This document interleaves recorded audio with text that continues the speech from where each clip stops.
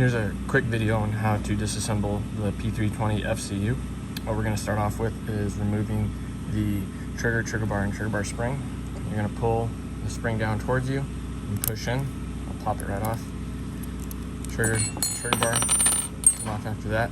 Next, we will remove the slide lock lever. Push that pin out. Slide lock comes off.